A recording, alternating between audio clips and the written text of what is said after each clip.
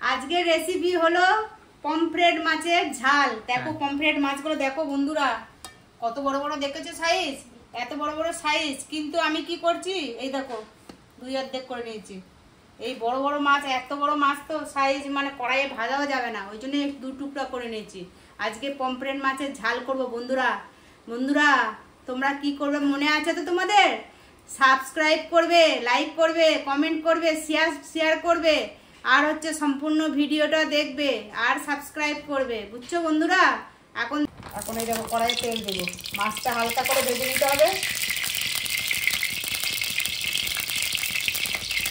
বন্ধুরা দেখো মাছটা ভাজতে দিয়েছি, মাছটা হালকা করে ভাজবে, বেশি ভাজবে না, কড়া ভাজবে না। বড় মাছ তো দুই ভাগ করে দিয়েছি, দুই ভাগ করে নিয়েছি। ঠিক আছে, এত বড় বড় মাছ কি হবে। এটা দেখো বন্ধুরা, মাছটা ভাজতে ভাজতে তোমাদের একটা কথা বলি। এটা হচ্ছে সামুদ্রিক মাছ, এটা পমফ্রেট মাছ কিন্তু অনেক উপকারও আছে, বুঝছো? এটা হার্টের জন্য কিন্তু অনেক ভালো মাছটা। আমি এটা দেখেছি, অনেক ডাক্তারদের থেকেও শুনেছি, মানে হার্টের মধ্যেও খুব ভালো। এই মাছের মধ্যে কিন্তু ওমেগা 3 আছে, বুঝছো বন্ধুরা? তোমরা মাঝে মাঝে খাবে, সামুদ্রিক মাছ খাওয়া খুব দরকার আছে।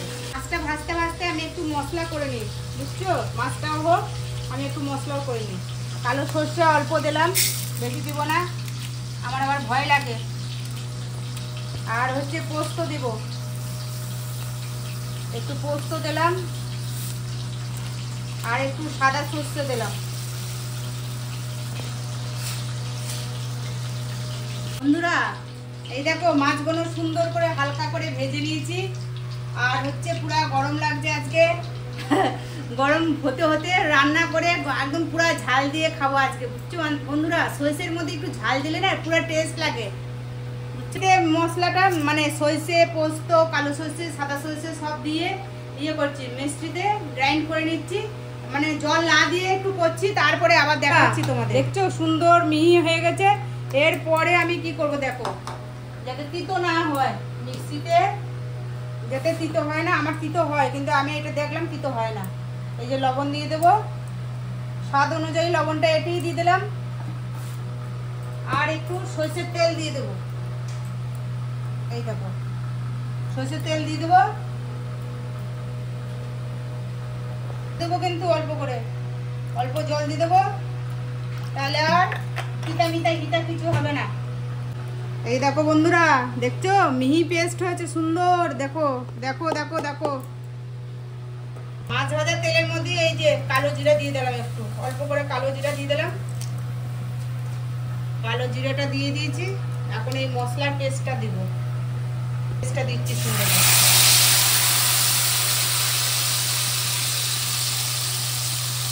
ভালোই পেস্ট হয়েছে, মোলাম হয়ে গেছে। দেখো বন্ধুরা, সবুজ মির্চি দিচ্ছি, মির্চি খেয়ে যাতে টেস্ট হয়। এই যে আবার পেস্ট করবো এটার মধ্যে, পেস্ট করে হলুদ দিলাম বন্ধুরা।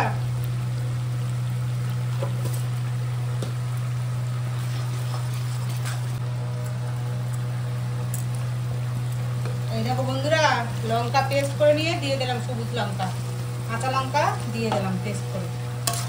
সরষে কিন্তু বেশি নাড়বো না, তাহলে আবার তিতা হয়ে যেতে পারে। একটু কালারের জন্য একটু লাল লাল লঙ্কা দিয়ে দিলাম, লাল লঙ্কা অল্প করে গুঁড়ো দিয়ে দিলাম, খেতেও সেই লাগবে।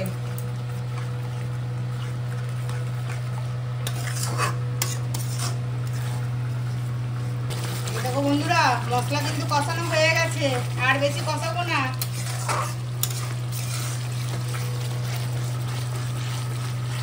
দেখো সুন্দর করে গ্রেভিটাও দেখো গাঢ় গাঢ় হয়েছে। বন্ধুরা কষানো হয়ে গেছে, এখন এই দেখো জল দিয়ে দেবো। তেলও ছাড়ছে, হালকা হালকা হালকা করে তেল ছেড়ে দিয়েছে, বেশি শুকনো করে কষাবো না। এই দেখো দেখছি, এখন জল দিচ্ছি, দেখো অল্প করে জল দেবো, যাতে মাছটা একটু ফুটবে আর তোমার ইয়ে হবে, মাছের ভেতরে একটু ঝোলগুলো ঢুকবে, তাহলে একটু ভালো লাগবে খেতে।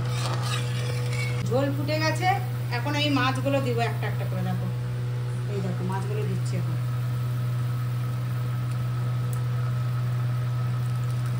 দেখছো বন্ধুরা, বড় বড় সাইজের মাছ, এটা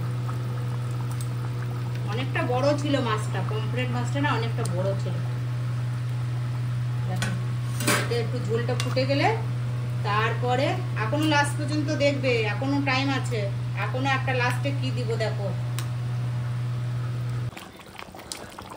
বন্ধুরা। কাঁচা লঙ্কা তো আগেও দিয়েছি, এখন একটু কয়টা ভেঙে দিলাম সেন্টের জন্য। আর একটু জিনিস দিতে হবে, কি বলো তো এটা তোমরা, ধনিয়া পাতা দিলাম, তবে স্বাদটা আরো দ্বিগুণ হলো। এখন ধনে পাতা দিয়ে দিলাম। এখন শেষ ফিনিশিং, লাস্ট হয়ে গেছে বন্ধুরা, এটা একদম লাস্ট ফিনিশিং শেষ। ঝোলটা টেনে নেবে, ঠান্ডা হলে ভালো লাগবে খেতে।